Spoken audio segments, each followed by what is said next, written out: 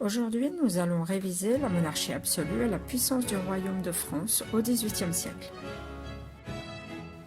Les rois de France vont renforcer leur pouvoir et le royaume de France devient une monarchie absolue. Au XVIe siècle, le royaume de France a été très tourmenté à cause des guerres de religion qui opposent les catholiques aux protestants. Pour mettre fin aux guerres de religion, Henri IV met en place un édit de tolérance, l'édit de Nantes, en 1598, qui permet d'établir la paix entre catholiques et protestants. Louis XIV, le roi Soleil, renforce encore ce pouvoir absolu. Roi dans son enfance, il s'affranchit de la tutelle du cardinal Mazarin en 1661 pour diriger seul le royaume. Sacré à Reims, le roi Louis XIV est dit monarque de droit divin, c'est-à-dire détenant son pouvoir de Dieu, et doit agir comme son représentant sur terre. En 1685, il révoque l'édit de Nantes car il ne tolère qu'une seule religion, le catholicisme.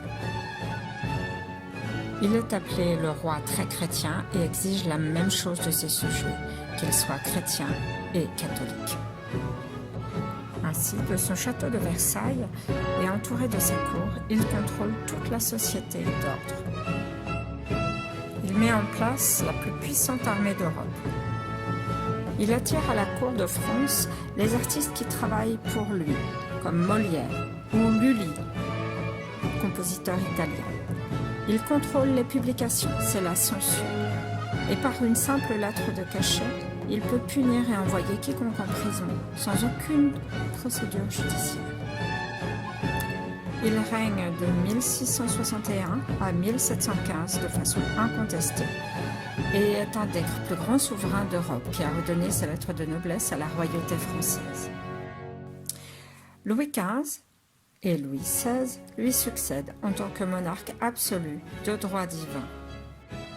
Durant les XVIIe et XVIIIe siècles, la France a pris pied sur tous les continents et a constitué un vaste domaine colonial. Les navires français font du commerce et sillonnent les routes maritimes mondiales chargées de produits très variés qu'ils échangent.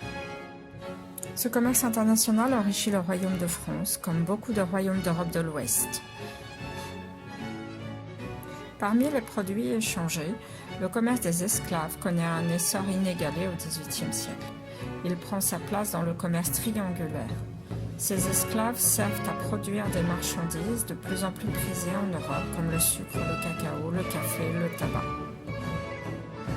Les conditions d'achat, de transport et de vie des esclaves sont catastrophiques. Les navires négriers sillonnent l'Atlantique et des codes se mettent en place. Le code noir pour la France régit la loi qui concerne les esclaves. Récapitulons un peu. Au XVIIIe siècle, le royaume de France est une monarchie absolue. Elle est dirigée par un roi de droit divin qui a tous les pouvoirs. Les pouvoirs politiques sont le pouvoir législatif avec l'élaboration des lois, le pouvoir exécutif, l'application des lois, le pouvoir judiciaire, c'est-à-dire le pouvoir de juger. La France est une société d'ordre. Une société d'ordre, c'est-à-dire trois ordres, la noblesse, le clergé, le tiers-état. C'est une société inégalitaire. Le royaume de France est une grande puissance en Europe et dans le monde grâce à son empire colonial. Mais les rivalités entre les grandes puissances sont importantes et notamment pour la maîtrise des colonies.